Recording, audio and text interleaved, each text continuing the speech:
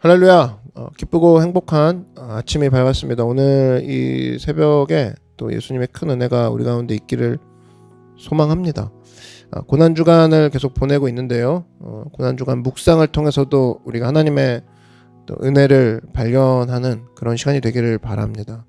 새벽 예배와 또 묵상을 신청하신 분들은 묵상을 통해 받아보시는 메시지를 통해서 나를 향해 예비하신 은혜, 나를 위해 계획하신 하나님의 그 생각들을 잘 한번 모아보는 그런 시간이 되기를 바랍니다. 그래서 어느 때보다도 또 보람차고 또 뜻깊은 그런 고난주간으로 남기를 바랍니다. 기도하겠습니다. 주님 감사합니다.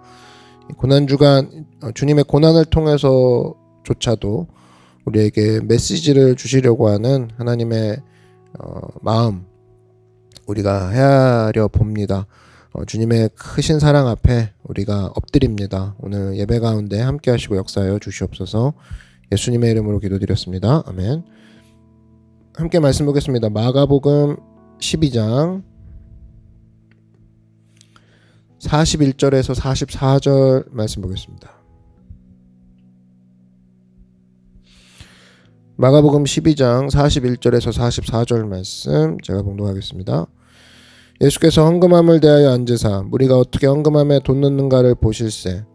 여러 부자는 많이 넣는데 한 가난한 과부는 와서 2렙돈 곧 한 고드란트를 넣는지라. 예수께서 제자들을 불러다가 이르시되 내가 진실로 너에게 이르노니 이 가난한 과부는 헌금함에 넣는 모든 사람보다 많이 넣었도다. 그들은 다 풍족한 중에서 넣었거니와 이 과부는 그 가난한 중에서 자기의 모든 소유 곧 생활비 전부를 넣었느니라 하시니라. 아멘. 네, 오늘은 논쟁이 아닌 마음으로 예수님을 만나라. 논쟁이 아닌 마음으로 예수님을 만나라 라는 제목으로 하나님 말씀 증거하도록 하겠습니다. 월요일날 예수님이 성전을 엎으셨죠. 소문이 쫙 났습니다. 예수님을 싫어하는 사람들은 가만히 있지 않죠. 다음날 그들이 모여서 예수님과 한바탕 붙으려고 모입니다. 그래서 이것저것 시비 걸죠. 그래서 이 화요일 성전을 청소하신, 성전을 정결케 하신 다음날인 화요일날 그때가 논쟁대예요. 논쟁이 제일 많습니다. 와서 시비를 그만큼 걸었다 이거죠. 너 죽는다. 너 이건 어떻게 대답할래? 막 이런 식으로 예수님을 공격합니다. 말로. 빈틈 노리려고 하는 거죠. 그래서 성경의 수많은 논쟁들, 유명한 논쟁들은 대부분 화요일날 이루어졌어요. 논쟁대회예요. 부활 논쟁. 그다음에 로마 황제에게 세금 바치는 거에 대한 논쟁.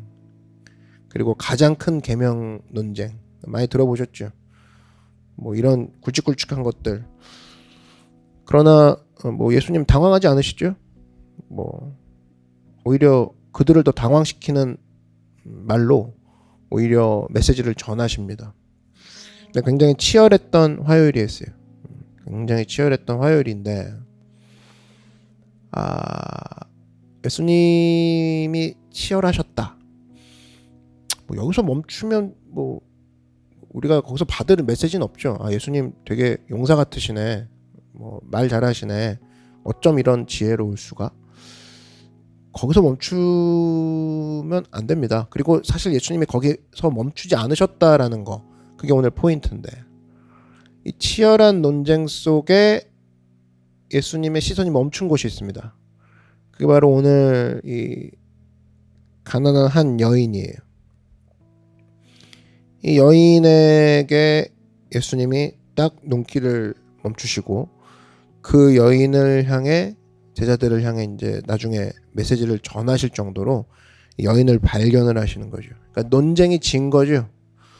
논쟁은 예수님의 관심사가 아니었어요. 이 여인의 오늘 보여주는 이 마음이 예수님의 관심사였다. 지금도 이 논쟁이 그거죠. 사실은 예수님 당신을 알기 원합니다라는 그런 전제로 막 이것저것 묻는 건데, 논쟁으로 예수님 만나려고 하는 사람도 종종 봐요. 근데 오래 가더라고. 오래 가요. 한 10년째 논쟁이에요, 예수님과. 잘 못 만나더라고요. 깊이 있게. 예수님은 논쟁으로 만나는 분이 아닙니다. 예수님은 마음으로 만나는 분이죠. 오늘 이 여인의 예배드리는 행동이 예수님의 마음에 딱 드셨어요. 이렇게 만나고 싶지 않습니까, 예수님? 그죠? 고난주간 때 뭐 논쟁 뭐 할 사람은 없겠지만 평상시에 논쟁으로 하나님을 뭐 이겨보겠다까지는 아니지만 내가 납득하기 원합니다. 이 자세는 빨리 버리는 게 좋죠. 잘 안 됐잖아요. 뭐 속 시원하던가요? 그러지 않아요. 목사인 저도 뭐 그렇게 예수님이 설명을 별로 해주시는 일도 없고 하나님이 이거 맞지? 이제 됐지? 오케이 더블 체크 뭐 이런 식으로 은혜 주신 적이 없어요. 마음으로 쾅 때리셔갖고 나다빠지는 적이 많았지. 마음으로 만나야 돼요. 예수님은 논쟁으로 만나려고 하지 말고. 다 뭐 연인들 같은 경우는 만나지 마라 하는데 그런 거 까닥 뒤집어져갖고 마음으로 만나고 다니고 꼭 하나님 앞에서는 정신이 돌아오죠. 그래서 이성 차리고 막 내가 절대로 주님의 은혜에 휘둘려서는 안 돼. 똑바로 정신 차려서 따져야지. 그런 자세가 우리 가운데 있죠. 빨리 버려야 돼요. 저도 마찬가지고. 오늘 보니까 여인을 지켜보고 계셨습니다. 보니까 41절 보시면 어떻게 보시는지 나오죠. 헌금함에 돈 넣는가를 보실세. 이 보실세가 원어를 보면은 주의 깊게 살피다예요. 주의 깊게 살피다. 여기에 좀 우리가 좀 의미가 있죠. 보세요. 겉모습만 봐서는 저 여인이 과부인지 생활비 전부를 넣는지 우리는 알 턱이 없죠. 예수님은 알고 계시다라는 거예요. 그러니까 여기서 알 수 있는 게 뭐냐면 예수님은 우리의 겉모습만 보시는 게 아니라 우리의 사연도 다 알고 계시는구나. 그 얘기죠. 근데 이 사연, 우리의 형편도 아시는 주님이신데 그래서 우리가 겉모습이 남에게 인정 못 받는다고 해서 슬퍼할 이유가 전혀 없어요. 예수님은 나의 겉모습 아니라 그 속사정도 아시는 거잖아요. 이놈 가난하구나. 이놈 전부를 넣네. 이걸 다 아시는 거잖아요. 이걸 뭐 여인이 자랑하고 다닐 건 아니잖아요. 예수님은 아신다. 이거를 통해서 우리가 위로를 받죠. 오늘도 사람들은 내가 웃고 다니지만 그래서 좋아 보이는 줄 알지만 내 속에 상처들, 어려움들 예수님은 다 보고 계시는구나. 거기서 힘을 얻어야지. 그죠? 거기서. 근데 뭘 보냐? 예수님이 본 게 있죠? 42절 보니까 한 고드란트를 넣는지라 하나 보신 거고 한 과부는 와서를 보신 거죠. 이거 동그라미 쳐보실래요? 와서 1번 넣는지라 2번 와서 넣은 걸 본 거예요. 이게 또 원어를 보면은 미완료 시제입니다. 미완료 시제. 그러니까 계속 오기 전부터 보고 계신 거고 넣기 전부터 보고 계신 거예요. 그러니까 온 걸 본 거고 넣는 걸 딱 본 거 그 순간을 본 게 아니라 그 전부터 계속 보고 계신 거죠. 한마디로 예수님은 그 전부터 보셨다. 한마디로 그 여인의 마음부터 보셨다. 마음을 이전부터 살피고 계셨다. 그 얘기예요. 그러니까 우리가 뭘 알 수 있냐. 예수님은 우리가 예를 들면 헌금 시간이에요. 헌금 시간에 뭘 바쳐요. 근데 바치려고 할 때 벌써 그 1시간, 2시간 아니면 하루 전, 이틀 전, 일주일 전부터 우리의 마음을 쭉 보고 계시는 거예요. 우리는 헌금 시간이 그 한순간인 줄 알잖아요. 아니면 뭐 예배 드리는 거 한순간, 기도하는 거 한순간만 보잖아요. 근데 예수님은 그 전부터 쭉 미완료 시제로 보고 계시는 거예요. 한마디로 이 예물은 구체화되는 건데 예물이 구체화되기 전에 그 전부터 우리가 가진 마음을 예수님은 벌써부터 보고 계셨다. 그걸 알 수가 있는 거죠. 그래서 이것은 이러한 사실은 우리 각자에게 좀 다르게 다가옵니다. 모두에게 다르게 다가올 거예요. 보이는 걸로 그동안 안심했던 사람들에게는 두려운 일이 될 거고 정말 없었어. 근데 마음을 다해 주님을 대했어. 이런 사람에게는 참 은혜로 다가오는 거죠. 오늘 이렇게 둘째 날 이게 화요일 날 화요일날 살펴보는 내용인데 월요일과 화요일에 공통점이 있습니다. 예수님이 이 고난 중간에 행하신 일은 전부 다 보이는 거에 대한 경고예요. 첫째 날 뭐였어요? 보이는 성전에 들어왔더니 그 강도의 소굴이라고 그러셨죠? 그래서 성전 앞에 와서 하나님 앞에 저 왔습니다 주님 용서해 주십시오 하고 가서 또 그 짓 하려느냐? 그러니까 너희들은 강도인데 강도들이 굉장히 오늘은 많이 왔구나. 강도들의 소굴. 그게 보이는 거에 안심하는 보이는 걸로 보장받으려는 자들에 대한 경고고 오늘이 뭡니까? 이 여러 부자는 많이 넣었는데 41절에 나오죠. 이거 누가복음에 보면은 그 사람은 뭐 하여튼 거드름 피면서 넣죠. 사람들 보이는 사람들의 칭찬에 끌려다니는 자들과 사람들의 칭찬이 없음에도 예배드리는 하나님을 경외하는 보이는 것들과의 싸움, 보이는 것들에 휩쓸려가는 그 세상을 대조시켜주고 있죠. 이 여인이. 그러면서 예수님이 뭐라고 하시냐, 이 여인이야말로 모든 사람보다 많이 넣었다고 얘기하시면서 근거를 제시합니다. 여기서 예수님의 기준이 나와요. 44절 보니까 그들은 다 풍족한 중에서 넣었거니와 이 과부는 그 가난한 중에서 자기의 모든 소유 곧 생활비 전부를 넣었느니라. 여기서 알 수 있는 게 뭡니까? 뭘 의미해요? 예수님은 얼마를 넣었느냐가 중요한 게 아니에요. 부자가 더 많이 넣었겠죠. 넣는 걸로 따지면. 당연히 여인은 적게 넣었잖아요. 한마디로 예수님의 기준은 뭐냐면 네가 얼마나 냈느냐가 아니라 네가 얼마나 희생했느냐를 보는 거죠. 기준이 그거예요. 그러니까 한마디로 예수님에 의하면 헌금의 이 테스트는 네가 얼마를 들었냐보다 네가 얼마 남았니를 보시는 거죠. 얼마 남았니. 그러니까 이거는 만약에 우리가 11조다 그러면은 그런 뭐 이론적으로 접근할 게 아니라 예수님이 항상 중요시 여겼던 건 너의 모든 것이니 내가 이거예요. 이걸 물으신다는 거죠. 진실로 너에게 이르노니 뭐 이거죠. 부자의 헌물은 모두 앞에도 가난한 과부의 헌물보다 많지 못하다. 우리가 넘치는 수입이에요. 근데 거기서 내는 헌금과 궁핍해요. 가난해요. 근데 거기서 내는 헌금은 절대로 같지 않다. 왜?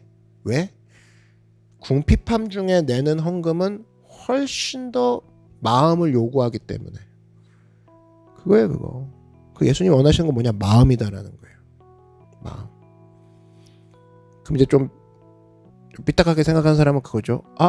뭐 여인처럼 따라하면 되겠네요. 아니면 가난해지면 되겠네. 이 두 가지를 생각할 수가 있겠습니다. 그럼 위선자들은 그래요. 그러면 뭐 다 바치지 뭐. 모든 생계비를. 그럼 하나님이 공급해 주실 거 아닌가.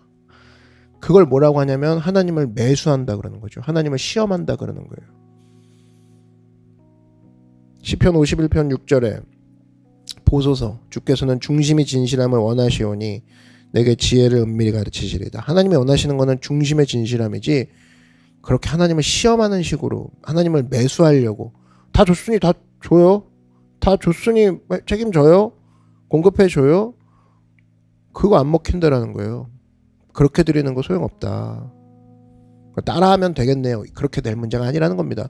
저 다 드리면 되겠네요. 그냥 집에 있는 거 싹싹 긁어서. 그럼 복 받겠네요. 그게 아니라는 거예요. 마음이 없기 때문에. 그 다음에 또 가난하면 되겠네요. 가난은 사실 객관적 사실입니다. 객관적 사실이란 건 누구에게는 축복이 될 수 있고 누구에게는 저주가 될 수 있어요. 그러니까 주관적으로 나중에 변할 수가 있는 거죠. 분명히 돈은 없는데 돈 없는 게 때론 누군가에게 주관적으로 돈 없는 사실이 축복이나 저주가 될 수 있어요. 예를 들면 이런 거죠. 가난해요. 사실이죠. 근데 이거를 불안한 마음으로 막 채워가기 시작해. 걱정으로. 그럼 이 사람에겐 가난은 저주예요. 근데 가난해. 집이 가난해. 근데 엄마가 아이들을 놓고 계속 가리키는 게 우린 하나님을 의지하자. 하나님을 의지하자. 그건 이 아이들에게는 어린 시절 하나님을 의지하는 훈련을 하게 되는, 그래서 우리 집은 나중에 부자가 돼도 하나님을 의지했던 것 때문에 이렇게 된 거야 라고 인정할 수 있는 축복이 되는 거죠. 가난은 객관적 사실이지만 이 어떻게 해석하냐에 따라, 어떻게 받아들이냐에 따라 저주가 될 수도 있고 축복이 될 수도 있는 거거든요. 시편 95편 7절에 이 마인드가 있어야 돼요. 그는 우리의 하나님이시오, 우리는 그가 기르시는 백성이며 그의 손이 돌보시는 양이기 때문이라. 이 마인드가 가난한 시절에 심어졌다. 그러면 이 사람, 이 가정에게는 이 가난이 축복이죠. 베드로전서 5장 6절에서 7절에 그러므로 하나님의 능하신 손 아래에서 겸손하라. 때가 되면 너희를 높이시리라. 너희 염려를 다 주께 맡기라. 이는 그가 너희를 돌보심이라. 이게 훈련되어졌다. 이게 마음에 새겨졌다. 가난한 시절에. 청년의 때도 가난해질 수 있고 뭐 노년의 때도 뭐 가난해지지 말라는 법이 있습니까? 그럴 수 있죠. 그러나 그때 이 말씀이 나에게 확 다가왔어. 그럼 이 사람에겐 가난은 더 큰 부죠. 그래서 우리가 집을 나설 때, 오늘은 경기가 좋아, 우리 집이 오늘 뭐 이번 달 분위기가 좋아, 아니면 뭐 그 사람들 보니까 반응 괜찮더라, 그럼 좋아질 거야, 이렇게 생각할 게 아니라 오늘은 하나님이 돌보시니까 괜찮을 거야 라고 생각을 하는 게 정상적인 거죠. 그게 믿음의 자세라는 겁니다. 그거 세상의 기준이랑 예수 믿는 사람의 기준이 달라요. 세상의 기준은 야 오늘 신문 봐, 주식 봐, 급등했어, 급락했어, 이거 봐, 안 좋을 거 뻔하네. 그리고 회사 사람들 표정을 봐, 보고서를 봐, 안 좋지. 지금 주가를 봐, 안 좋잖아. 그럼 안 좋을 거야 이번 달은. 이게 세상의 기준이에요. 근데 여러분 기억나십니까? 예수님이 얘기하신 것 중에 그 마지막에 예수님이 만난 사람이 사실은 나사로입니다. 나사로. 그때 나사로 집에서 향유를 부은 마리아를 이제 우리가 성경에서 볼 수 있는데, 그때 세상의 기준은 뭐라고 하냐면 유다는 불평해요. 너무 낭비다라고 얘기를 합니다. 너무 많다고 불평하는 게 세상인데, 그럼 세상은 많은 거에 대한 반응할까? 아니에요. 오늘 성전 이 관리 같은 경우는 가난한 과부가 뭐 계속 오니까 알겠죠? 무시한다고. 헌금함 앞에 섰을 때 부자들만 인정했다고, 그 당시는. 그 관리들은. 그럼 너무 작다고 불평하는 거 아니에요? 넌 주님 앞에 나오면서 왜 이렇게 작게 갖고 오니? 뭐 이런 거. 너무 많다고 불평하는 게 세상이고, 너무 작다고 불평하는 게 세상이에요. 너무 많다고 공격하고 너무 작다고 공격해요. 세상은 그래요. 한마디로 무슨 의미냐? 세상은 예배에 대한 참된 기준을 모른다라는 거예요. 몰라요. 근데 하나님의 기준은 뭐다? 하나님은 예배의 기준은 확실해요. 하나예요. 진실함. 그게 신령과 진정으로 그 얘기죠. 너 날 진심으로 대하고 있나? 아니, 손에 든 거 말고 너 마음의 진실함인가? 지금 그거를 묻는 거죠. 마음을 묻고 있으니 만약에 이런 거죠. 뭐 주님은 진실하시기만 하면 배부르시다고 하니까 전 1,000원만 넣어도 되겠네요. 그 자체가 진실하지 않은 거죠. 그럼 이런 명제는 무력화되는 거고, 뭐 주님 그러면 그냥 제가 많이 헌금할게요, 좋은 데 써주세요, 그것도 무력화되는 거죠. 마음이 없으니까. 둘 다 마음이 없는 거죠. 둘 다. 참 세상 기준을 믿을 게 못 돼요. 믿을 게 못 돼요. 세상 기준은. 세상의 예배에 대해서 뭘 압니까? 그 예배 너무 많이 드린다, 네가 그리고도 크리스찬이냐, 이 기준에 흔들리지 말고 내가 지금 하나님 앞에 진실한가, 예수님 앞에 진실한가, 그거 봐야죠. 그거 봐야죠. 왜 세상 기준이 그 엉터리냐면, 그 대목을 보여주는 게 뭐냐면 이 과부 이야기입니다. 이 과부 이야기 나오기 바로 직전에 이제 본문을 보면 예수님이 서기관을 조심하라고 그래요. 서기관은 뭐냐면 당시에 그 한마디로 그 율법 잘 알고 있는 교사들이에요. 율법 선생들. 랍비라 그러죠. 그래서 어디에 무슨 말씀 있습니까? 이 말씀은 무슨 뜻입니까? 그 물어보는, 뭐 요즘으로 따지면 뭐 약간 뭐 신학자 같은 느낌? 말씀 많이 하는 동네 어르신. 근데 세리보다 더 나쁜 사람으로, 더 나쁜 놈으로 예수님이 욕하시죠. 이 마가복음 12장 38절에서 40절 보니까 예수께서 가르치실 때 이르시되 긴 옷을 입고 다니는 것과 시장에서 문안받는 것과 회당의 높은 자리와 잔치의 윗자리를 원하는 서기관들을 삼가라. 나쁜 건 다 갖고 있죠. 근데 서기관들이 했던 행적이 나와요. 그들은 과부의 가산을 삼키며 외식으로 길게 기도하는 자니 그 받는 판결이 더욱 중하리라. 이 가난한 과부 얘기가 그 뒤에 확 나오는데, 이 가난한 과부 얘기하기 전에 서기관 얘기하면서 서기관들이 했던 짓이 뭐냐면 이 과부들의 돈과 집을 맡아준다고 하면서 그걸로 딴짓하고 있었다라는 거예요. 함부로 쓰고 있었던 거죠. 그냥 얼마나 세상의 기준이 모순적인지 아시겠죠? 근데 우리가 지금 주목할 건 세상은 모순적이야. 여기에 주목하면 남을 게 없는 고난주간이고, 그러니까 세상 사는 게 고난일 거고, 이런 모호한 기준 속에 둘러싸여 있지만 내가 집중할 분은 한 분이셔. 기준이 확실한 분, 하나님이시죠. 하나님의 기준은 변하지 않죠. 뭐? 마음의 진실함. 마음의 진실함. 그래서 고난주간의 큰 주제는 하트예요. 마음이 중요하죠. 마음이. 그래서 성전 청결한 어제 사건에서도 보여주는 게 마음이고, 밖에서 죄짓고 들어와가지고 성전에서 구원받았다 하고 다시 나가고 다시 되짓고, 그 마음이 있는 거니 네가 지금? 그거고, 오늘도 보여주는 게 그거죠.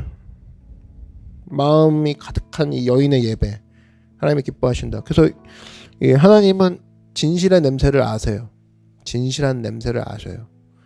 그 진실이 올려지는 곳에 그 향기를 아신다고.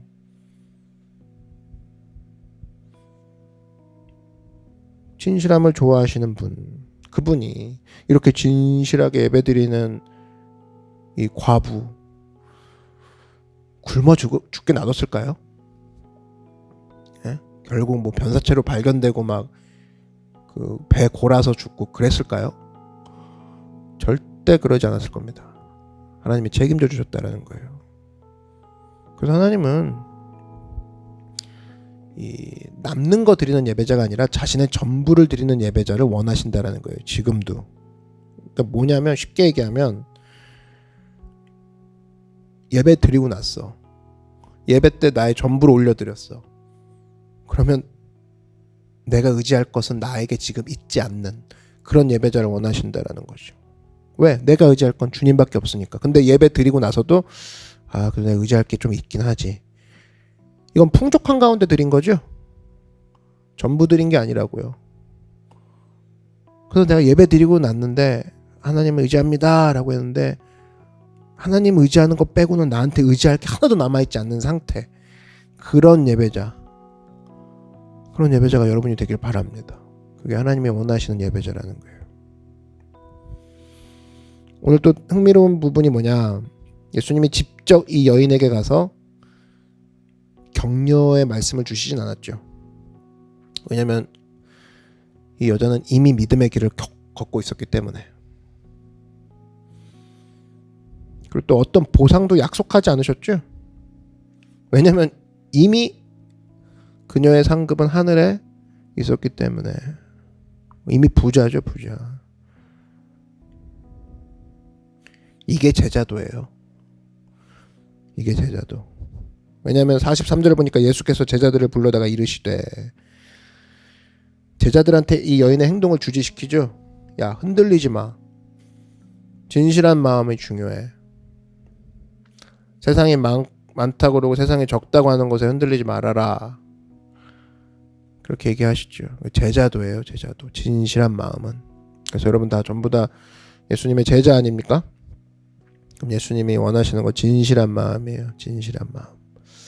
진실한 마음으로 그 부활주일날 또 헌금 드리잖아요. 또 예배 드리잖아요. 그럼 그때 입을 옷, 그때 드리는 헌금, 또 그때 볼 성경책, 그때 기도할 기도 제목 미리 다 준비해 놓고 정갈한 마음으로 또 부활절을 준비하는 거, 또 우리가 그 마음을 닮아가는 스텝인 줄 압니다. 그래서 오늘부터 마음을 잘 한번 예수님이 기뻐하시는 진실한 마음 가운데 서는 그런 결단을 하는 우리가 되길 바랍니다. 기도하겠습니다. 이 시간 기도하실 때 예수님 진실한 마음을 원하십니다. 내가 진실한 마음의 예배자가 되게 하시고 주님 의지합니다 라고 예배드리고 나서 나에게는 의지할 것이 하나도 남아있지 않는, 그래서 온전히 주님만 의지하는 예배자가 되게 하여 주시옵소서. 우리 그 마음을 달라고, 성령으로 지켜보아야 달라고 주의 이름 한번 부르고 다 같이 통성으로 기도하겠습니다. 주여, 사랑해 주님 감사합니다. 나의 의지 예수님, 나의 산성 예수님, 나의 반석이고 요새인 예수님, 예수님께 나아갑니다. 예수님 마음을 원하십니다. 진실한 마음 원하시고 진실한 마음의 예배자를 찾으시는 주님, 그 여인의 마음과 같이 고난주간에 우리에게 마음 주셔서 마음의 예배자로 서게 하시고 진실함으로 주님을 찬양하고 또 주님께 예배한 우리가 되게 하여 주시옵소서. 할렐루야 할렐루야 할렐루야 할렐루야.